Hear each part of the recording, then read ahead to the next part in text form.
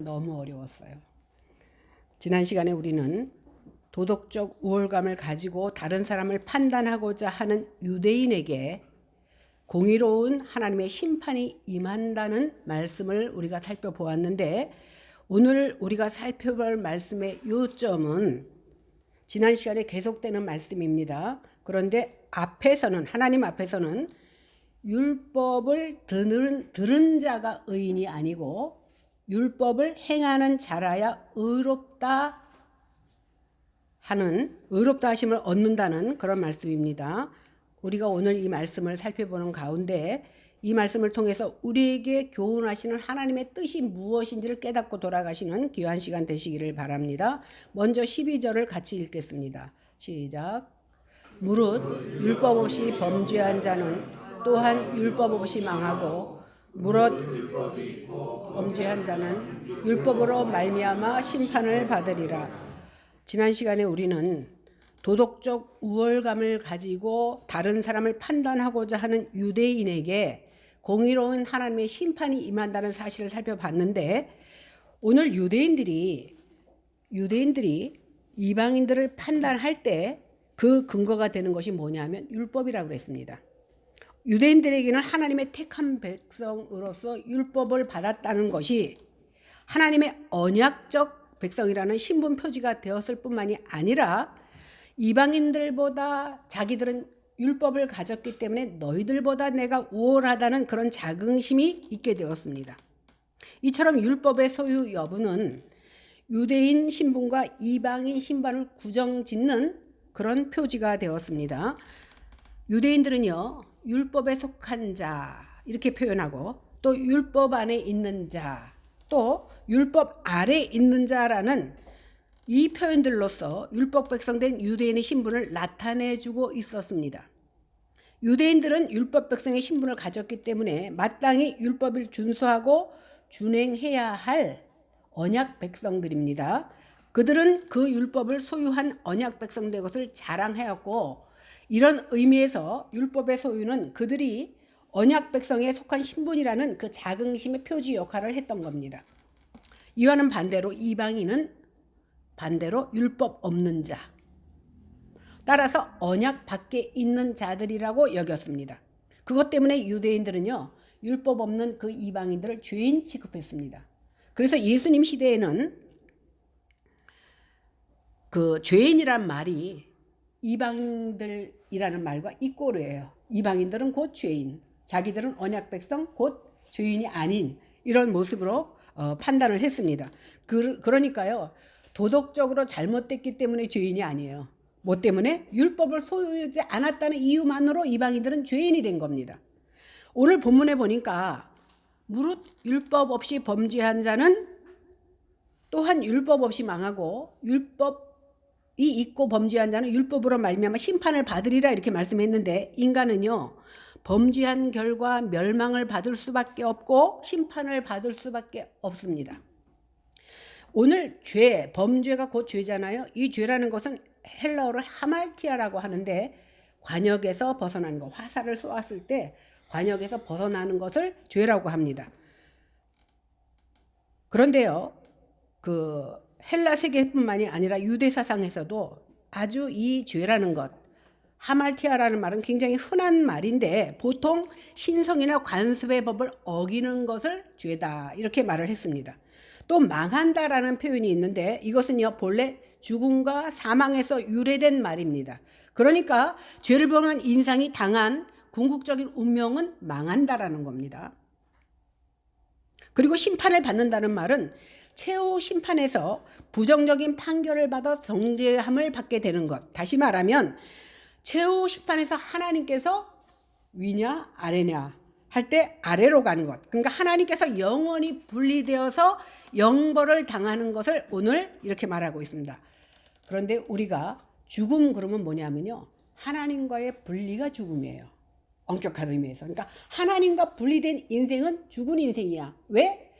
죄를 범했기 때문에 다 죽어서 지옥 가야 마땅한데, 하나님께서 그 가운데 뽑아놓은 자들이 의인된 거고 하나님의 백성된 거기 때문에 결국은 우리가 움직이며 살아있는 것 같지만 하나님이 없는 백성은 어떻게 결국 죽음을 맞이할 수밖에 없다라는 거예요. 그것이 바로 영벌입니다. 그런데 여기서 강조점이 뭐냐면 심판이 율법의 소유 여부에 있는 것이 아니라는 겁니다. 그러니까 율법이 있느냐 없느냐 이것은 외적 기준일 뿐이에요. 그런데 하나님께서는 이 외적 기준을 갖고 심판하지 않습니다. 하나님은 율법을 들었다는 것 때문에 유대인을 의롭다고 하지 않는다라는 겁니다. 하나님의 판단은 공정하기 때문에 유대인과 이방인을 심판하시는 하나님의 기준 역시 굉장히 공정합니다. 그래서 유대인이나 이방인이나 모두 범죄했으며 모두 정죄받고 모두 멸망받을 수밖에 없어요. 그죠? 믿는 자나 안 믿는 자나.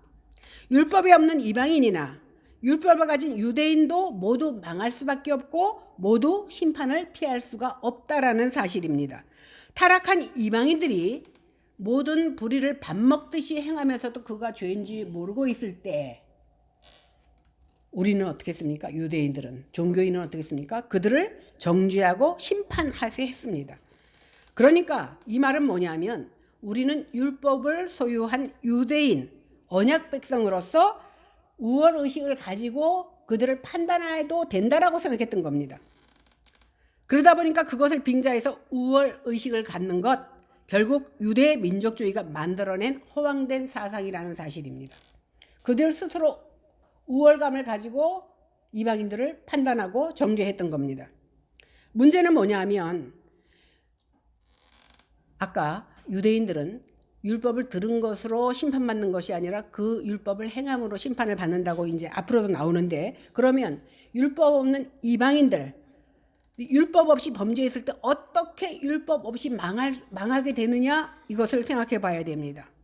율법은 하나님께서 유대인들에게 주신 삶과 행위의 표준이 될 뿐만 아니라 그들의 옳고 그름을 판단할 수 있는 기준이 되어 왔기 때문에 율법 백성인 유대인들이 율법으로 심판받는다는 것은 우리가 당연하게 생각할 수 있습니다. 그런데 율법이 없는 이방인들이 범죄했을 때, 그러니까 안 믿는 사람들이 범죄했을 때 어떤 표준이 그들의 범법 행위를 규정하며 그들을 어떤 근거로 멸망시킬 수 있느냐는 겁니다. 여기에 대한 답이요, 사실은 14절, 15절에 나오는데 오늘 13절을 먼저 말하는 것은 뭐냐면 유대인이 율법으로 말미암아 범죄하고 정죄받는 이유를 먼저 말한 다음에, 우리가 지난주에도 봤더니 멸망할 때 어떻게 먼저는 유대인이요 나중에는 이방인, 먼저 믿는 자들이, 그죠? 내 자식 먼저 때리고 싸웠을 때 내 자식 먼저 야단치는 것과 똑같아요. 그래서 유대인이 율법으로 인하여 멸망되는 이유, 그것에 대해서 먼저 설명합니다. 13절을 같이 보겠습니다. 시작. 하나님 앞에서는 율법을 듣는 자가 의인이 아니라 오직 율법을 행하는 자라야 의롭다 하심을 얻으리라. 제가 가급적이면 천천히 하겠습니다. 왜냐하면 여러분들은 저보다 머리가 좋지만 저는 이거 준비하면서 굉장히 어려웠어요. 왜냐하면 이 말씀을 몰라서가 아니에요. 제가 로마서를 거의 다 외웠거든요, 젊었을 때. 그런데도 외운 거하고 내가 깨닫는 거는 달라요. 더군다나 내가 깨달은 것과 여러분들한테 설명해 주는 거는 또 다르더라고. 그래서 여러분들 천천히 들으세요. 조금 전에 12절에서는 율법을 소유한 유대인들이 범죄했을 때 율법으로 말미암아 정죄를 받을 것과 유대인과 이방인이 공통적으로 멸망될 것이라고 말했잖아요. 그런데 13절에서는 특별히 유대인의 문제를 먼저 언급합니다. 유대인이 심판을 받게 되는 표준은 뭐냐 하면 그들이 자랑하고 의지하는 율법 때문에 심판받습니다. 우리는 너희들은 율법 없지? 우리는 율법을 가졌어. 근데 그 가진 율법 때문에 심판을 받는다라는 겁니다. 율법에 따른 심판은요, 율법을 들었느냐 거기에 달려있지 않다는 거예요. 내가 율법에 관한 지식을 갖고 있기 때문에 내가 심판에서 면하는 것이 아니라 그 율법을, 네가 들은 그 율법을 행했느냐 안 행했느냐 때문에 심판을 받는다는 거예요. 그러니까 유대인들은 율법을 들었기 때문에 그 율법을 준행해야 됩니다. 이것이 구약의 기본적인 가정일 뿐만 아니라 유대교의 전형적인 특징입니다. 그런데 율법을 듣는 것만으로 구원을 받을 수 없고 반드시 행해야 구원을 받는다 그랬잖아. 그죠? 13절에. 그러면 바울은 율법을 듣고 아는 것만 가지고 하나님의 심판 때 우월적인 지위나 특권이 없다라고 오늘 말하고 있어요. 율법을 행하는 것만이 하나님의 심판에서 구원을 받는 겁니다. 그럼 뭔가 좀 이상하죠? 이신칭의와 좀 다르잖아요. 그런데 율법은 완전을 요구해요. 하나님께서 주신 율법은 완전히 지켜야 구원받아. 근데 완전히 지킬 인생이 아무도 없다라는 사실입니다. 그래서 로마서 3장 28절에 뭐라고 얘기합니까? 사람이 의롭다 하심을 얻는 것은 율법의 행위에 있지 않고 어디에 있다? 믿음에 있다. 이렇게 말하고 있는 겁니다. 그렇다면 왜 믿음으로 구원받는다는 것을 아는 바울이 오늘 율법을 행하는 자들이 의롭다함을 얻을 것이라고 말했느냐는 겁니다. 사실 건강한 유대인들이 율법 백성으로서 의인이라는 의식을 갖게 된 데에는요, 첫째, 자기네 혈통 문제, 다시 말하면 우리는 아브라함의 후손이다. 그리고 우리는 할례 받은 백성이다. 그리고 우리는 율법을 소유했다. 이런 언약적 표지들이 결정적인 역할을 했습니다. 그러니까 혈통, 할례의식, 율법의 소유 여부는 유대인들 스스로 이방인과 다른 구별된 독특한 언약 백성이라는 자의식을 갖게 된 겁니다. 그러므로 율법이 행위를 요구한다는 것은 기독교인이 율법을 행하여 의롭다함을 받는다는 것을 논증하려고 말한 것이 아니에요. 니네가 얼마나 율법을 잘 지켰냐 이걸 논증하려고 하는 것이 아니야. 너희들이 율법을 행해야 구원받는다는데 다 지키지 못하잖아. 이것을 통해서 뭘 알려주는 거예요? 너희가 죄인이다. 죄에서 벗어날 자가 없다. 왜? 여기 있는 사람 율법을 다 지켰다고 손들 사람 아무도 없잖아. 그러면 뭐야? 아무도 구원 못 받네?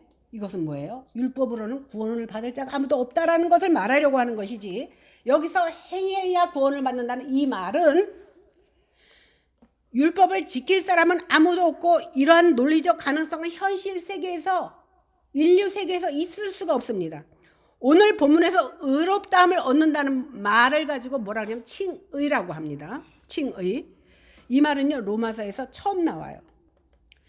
이 동사는요, 바울이 자신의 복음을 제시할 때 핵심적으로 사용하는 언어인데, 구약 성경에서 칭이라는 동사를 어떻게 해석하냐면 신원하다, 옳다고 선언한다라는 법률적 의미로 사용했습니다.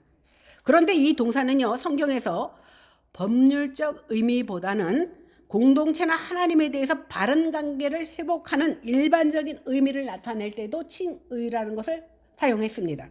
근데 오늘 본문에서는요, 미래 시제로 되어 있기 때문에 마지막 심판에 있을 하나님의 판결에 쓰이는 것이 바로 오늘 의롭다 한다라는 뜻입니다. 심판 때에 의롭다함을 얻는다는 하나님의 판결은 율법을 들어서가 아니야. 교회에 나와서가 아니라는 거예요. 율법의 내용을 실천하고 행하는 사람에게 이루어집니다.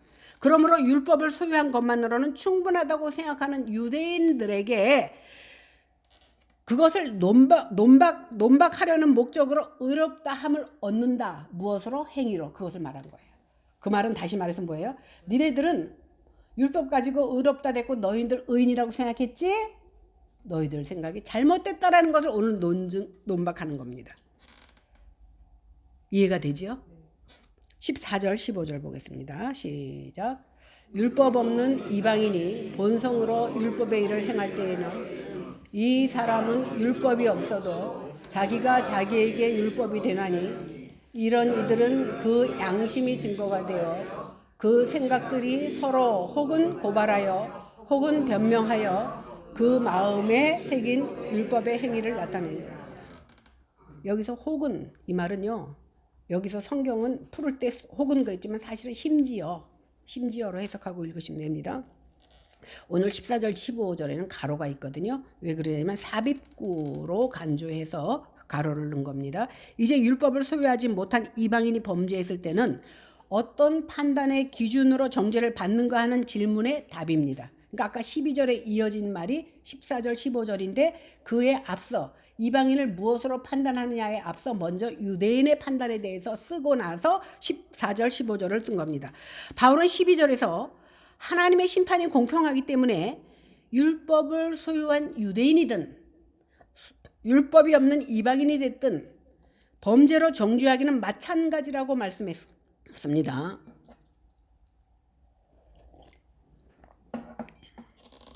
그러니까 율법을 가졌다고 해서 유대인들이 범죄를 했어도 면제되지 않는다 그랬어요. 그리고 율법이 심판의 기준이 되어서 율법을 범한 유대인을 정죄하는 것이 바로 율법이다 이렇게 말했습니다. 그렇다면 율법을 소유하지 않은 이방인이 하나님의 심판을 면하기 어려운 이유가 무엇인지를 이제 보겠습니다. 유대인들이 볼 때 이방인은 율법이 없는 자들이므로 언약 밖에 있는 백성들입니다. 그런데 언약 밖에 있는 이방인들도 가끔 율법의 일을 행할 때가 있습니다. 이방인들도 가끔은 자신의 내적 도덕적인 감각을 통해서 율법이 요구하는 대로 행할 때가 있다라는 겁니다. 율법에서 살인하지 말라는데 그들도 살인 안 하려고 해. 이것은 하나님께서 그들에게 하나님을 알만한 것을 계시해 주셨기 때문에 그들도 그렇게 행한다는 거예요. 율법을 소유하지 못한 이방인들이 율법 전체를 이해할 수 없어요.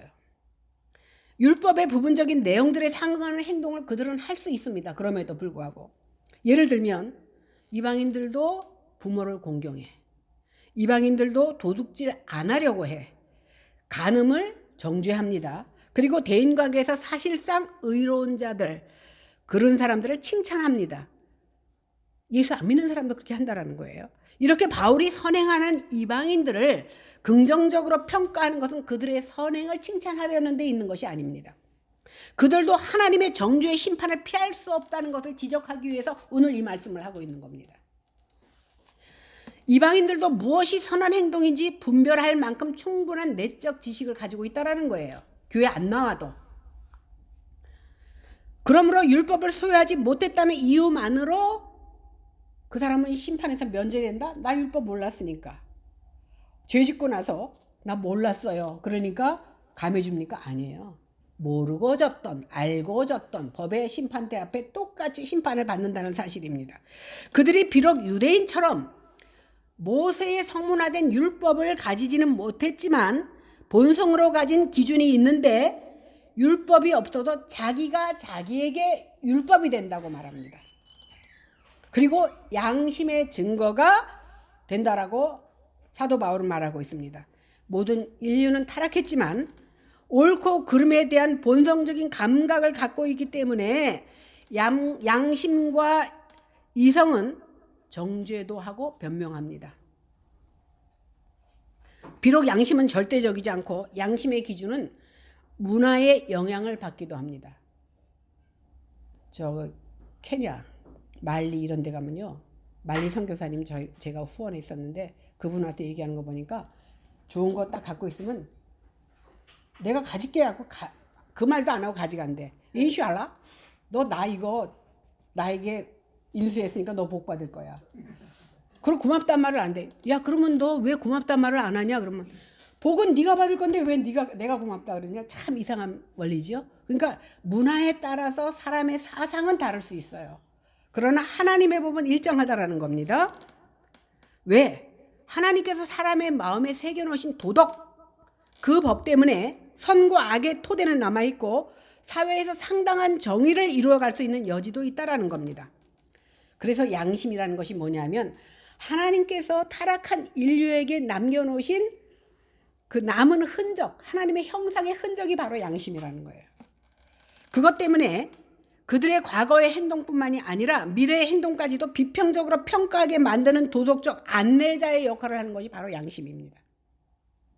그러나 하나님을 떠난 이방인들은 성령의 인도하심 아래 있지 않기 때문에 그들의 양심은 부분적이고 제한적인 역할을 할 수밖에 없습니다.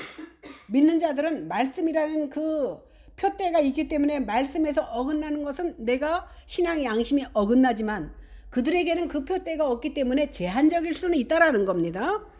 하나님께서 모세 율법을 가진 유대인들을 그들이 가진 율법으로 심판하신다 그랬어요. 그런데 이방인을 심판하실 때는 뭐로? 그 마음에 새긴 율법, 양심과 그 마음에 새긴 율법을 가지고 심판하신다라는 겁니다. 그러니까 하나님의 심판은 공정하기 때문에 그들에게 주지도 않은 기준으로 심판하지는 않는다는 겁니다. 그러나 율법을 가지지 않은 것이 그들에게 심판을 면제해주는 이유는 되지 못해. 아까 이스라엘 백성들이, 유대인들이 율법을 가졌다는 것 때문에 율법에서 면제되지 못하듯이 오늘 안 믿는 이방인들도 율법을 나 몰랐어요. 이것이 심판에서 면제되는 이유가 되지 못한다라는 거 이해가 되죠? 그러면 양심의 증거의 기능이 무엇인지 보겠습니다. 오늘 15절 하반절에 보니까 그 생각들이 서로 혹은 고발하여 혹은 변명하며 그 마음에 새긴 율법의 행위를 나타내느니라 그랬습니다. 사람을 죽였어. 본 사람 하나도 없어. 그럼 그 사람이 아무도 안 봤으니까 발 뻗고 잘 잘까요? 평생 그에게 마음의 짐이 될 거예요. 내가 죽여보진 않았지만 그럴 것 같아요. 이렇게 사람의 양심 속에는요, 스스로 비평하고 변호하는 기능이 있습니다. 누구에게나. 그것은 뭐냐면 내가 나를 만든 것이 아니라 나를 만드신 분이 있다라는 것을 간접적으로 증명해 주는 것이기도 합니다. 이렇게 창조자 하나님의 초월적 의지를 느끼고 인식할 수 있는 기능이 이방인들의 마음속에도 있다라는 겁니다. 그래서 그들에게 유대인처럼 성문화된 그런 율법은 없지만 하나님의 심판을 피해갈 수도 없습니다. 율법이 없는 이방인들도 본성으로 율법의 일을 행하며 그 양심으로 옳고 그름을 판단할 수 있습니다. 그러니까 양심, 즉 도덕적 분별력을 가지고 어떻게 해야 돼요? 이거는 아닌데 법문에 그게 안 나왔다고 남의 것 막 훔쳐오고 남 죽이고 하고 싶은 짓 다 하고 살아도 안 된다는 거예요. 그들도 잘못한 것을 행하면 이것이 잘못된 것인 줄을 자기 양심이 자기를 정죄하고 있다는 겁니다. 이것이 바로 도덕적인 분별력은 하나님께서 사람들의 마음속에 기록해 두신 율법이에요. 믿지 않는 자라도 내 마음속에 기록된 율법이 있다는 거예요. 그래서 사람은 양심대로 행해야 됩니다. 그러므로 이방인이 성문화된 율법이 없기 때문에 하나님의 심판에서 면제받을 수 없습니다. 16절 보겠습니다. 시작. 곧 나의 복음에 이른 바와 같이 하나님이 예수 그리스도로 말미암아 사람의 은밀한 것을 심판하시는 그날이라. 15절에서는 양심의 현재적 심판에 대해서 말했다면 16절은 숨겨져 있는 모든 은밀한 것을 판단하실 하나님의 마지막 심판. 성경은 뭐라고 얘기하냐면 마지막 날에 누구나 하나님의 심판대 앞에 서서 자기 입으로 직고하리라고 했어요. 이미 하나님은 다 알고 계셔. 근데 그 앞에 있으니까 너무 두렵고 경외로워서 자기 입으로 자기의 잘못을 다 직고하게 되어 있어요. 그래서 하나님은 그것을 듣고 선악간에 심판하십니다. 이렇게 바울은 복음의 내용 속에는 하나님의 마지막 심판의 진리가 있음을 증명합니다. 심판이라는 말은 별로 반가운 단어는 아니에요. 그죠? 심판, 정죄, 멸망 이런 거는 우리에게 없었으면 좋겠죠. 그러나 복음의 심판의 실제가 없다면 죄인들을 향하여 구원받으라고 그럴 필요가 없어요. 그죠? 심판이 있기 때문에 우리가 구원이 필요한 겁니다. 그리고 심판이 없다면 복음이 우리에게 기쁜 소식이 아닙니다. 그죠? 뭐 너나 나나 그냥 심판이 없는데 뭐가 기쁜 소식이에요? 성경은요, 하나님이 예수 그리스도로 말미암아 심판하신다는 것을 분명히 알려주고 있습니다. 하나님께서는 마지막 심판날에 심판주 되신 예수 그리스도로 말미암아 우리의 은밀한 것까지도 심판하신다고 말씀하고 있습니다.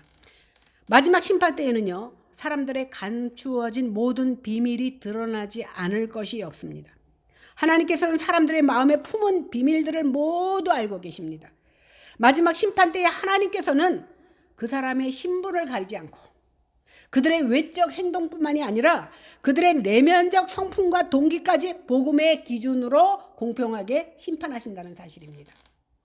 이 하나님의 심판은 예수 그리스도로 말미암아 이루어집니다. 예수 그리스도는 모든 믿는 자들의 구원 되시지만 마지막 때에는 모든 인류의 심판자로 오신다는 사실이에요. 말씀을 정리하겠습니다. 율법의 소유는 유대인과 이방인의 신분을 구분짓는 결정적인 요소였습니다. 유대인들은 율법을 받은 백성으로서 마땅히 율법을 준수하고 준행해야 될 의무를 지닌 언약 백성들이었습니다. 그러나 그들은 율법을 받았다는 그 자긍심 때문에 하나님의 심판에서 면제된다고 생각했습니다.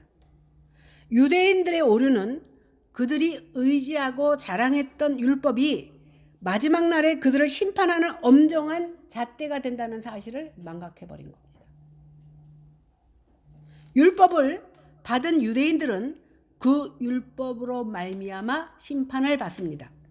이와 같이 이방인들도 그 양심에 따라 심판을 받는데, 율법을 가진 유대인이나 율법이 없는 이방인들이나 다 그들이 행한 대로 공의롭게 공평하게 심판을 받을 것이지만, 하나님 앞에서 율법을 받은 자, 율법을 듣는 자가 의인이 아니고 율법을 행하는 자라야 의롭다 하심을 얻을 것이다, 이렇게 말씀했는데 아무도 그 율법을 다 지킬 수 없기 때문에 믿음으로 의롭게 되고 믿음으로 구원을 받는 겁니다. 오늘 우리는 이 아침에 예배하러 예배당에 나왔습니다. 우리 대부분은 세상에서 불의를 행하는 사람들을 판단합니다. 왜? 아는 게 많잖아, 우리는. 그죠? 교회에서 들은 것도 많고. 우리는 믿지 않는 저 사람들과 좀 다르다고 생각합니다. 나가 하나님은 교회에 나오는 것으로 이미 나는 구원받았다, 면죄부를 받았다고 생각합니다. 그러나 바울은 하나님의 심판대에 앞서서 우리가 종교적인 조건을 가졌다는 그 유리한 위치에 있지 않다고 오늘 지적하고 있는 겁니다. 사도 바울은 모든 사람이 죄를 지었기 때문에 내가 교회에 나오고 믿는다는 이유 때문에 다른 사람을 비판하고 정죄할 자격이 없다라는 것을 오늘 말씀하고 있습니다. 가령요, 교회도 밥 먹듯이 빼먹어. 그리고 자기 일이 우선이야.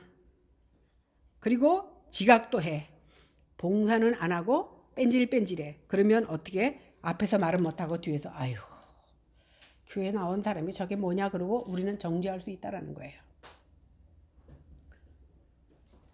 그런데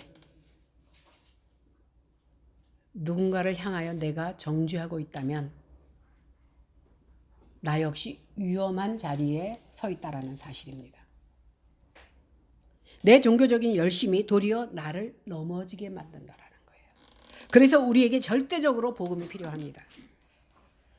오늘 탕자의 형은요, 흠잡을 데 없는 아들이었어. 누가복음에 나온 탕자 알죠? 돌아온 탕자. 그의 유일한 문제는요, 자신이 너무 옳은 거였어요. 그저 반듯하게 뜻대로 법대로 사는 거였어요. 아버지 눈에 거스리는 일을 한 적이 없어. 그는 너무 옳았기 때문에 아버지의 은혜를 경험하지 못합니다. 죄가 많은 곳에 은혜도 넘친다 그러죠. 그는 너무나 옳았기 때문에 동생이 돌아왔을 때 마음으로 받아줄 수가 없어. 그래서 판단과 정죄할 수밖에 없습니다. 늘 바르게 살아가는 자신보다 모든 것을 탕진하고 돌아온, 그리고 막 살다 돌아온 동생을 환대하는 아버지가 이해할 수 없었고 오히려 서운했습니다. 여기에 모든 종교적인 사람들의 위험이 있는 거예요. 나 말씀대로 행했어. 나 11조도 잘했어. 주일 전도도 잘했어. 그러면 은혜가 없어. 너무 잘해갖고, 너무 옳아서. 우리도 예외가 아닙니다. 오직 복음을 바로 부딪혔을 때 내 속에 이런 거짓되고 잘못된 것이 치료되는 겁니다. 그래서 우리는 내 불결함을 볼 수 있어야 돼요. 말씀으로 비추어서 내 불결함을 볼 수 있어야 되고, 또 하나는 예수 그리스도의 얼굴에 나타난 하나님의 영광을 볼 수 있어야 돼. 내 불결함을 보고 하나님의 영광을 봤을 때 비로소 내가 깨집니다. 우리는 유대인이건 아니건, 얼마나 열심히 신자이건 아니건 모두 다 돌에 부딪히면 넘어져. 그죠? 무심코 돌을 부딪혔는데 내가 믿는 사람이라 안 넘어지고 넘어갑니까? 아니에요. 똑같이 넘어집니다. 그 넘어짐 덕분에 우리는 내 오름을 깨트리고 내 불결함과 비참함을 보게 되는 거예요. 그리고 쓰러지고 망가진 우리를 그리스도 안에서 용납하시고 사랑한다고 하시는 하나님의 무한한 자비와 은혜, 그 선하심을 경험하는 거예요. 내가 비로소 망해보고, 내가 비로소 아파보고, 내가 비로소 넘어졌을 때, 그리고 아플 때 그 고난을 통해서 우리는 하나님을 바라보게 되고 하나님의 은혜를 깨닫고 하나님을 붙잡게 되는 겁니다. 우리가 하나님의 거룩하심 앞에서 나의 죄성이 얼마나 깊은지를 들여다볼 때 절망하지 않을 수 없습니다.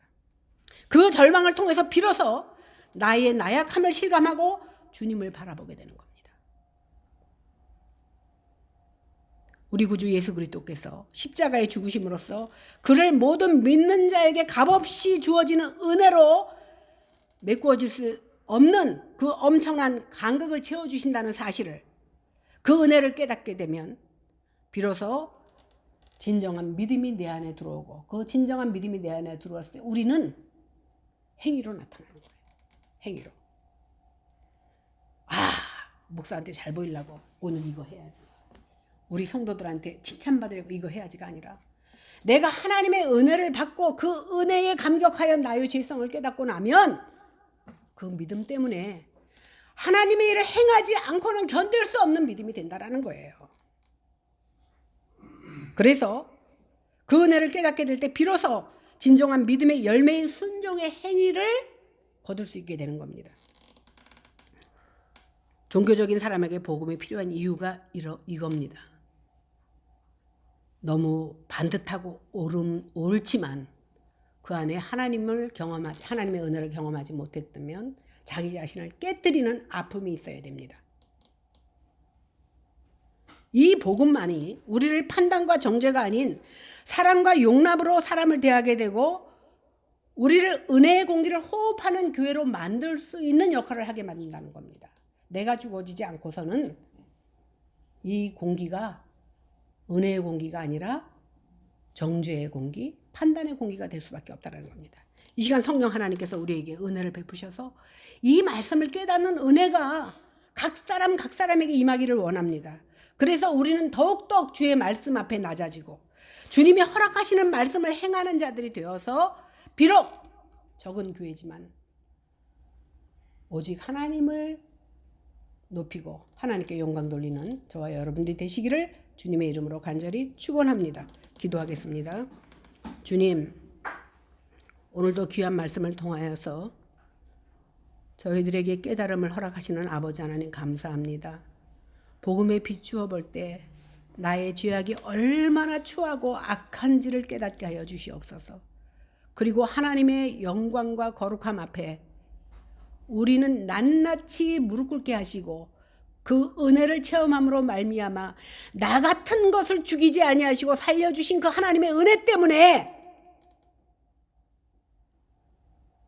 주님 앞에 바로 세움받고 행할 수 있는 저희들이 다 될 수 있도록 하나님 저희들에게 믿음과 지혜를 허락하여 주시옵소서.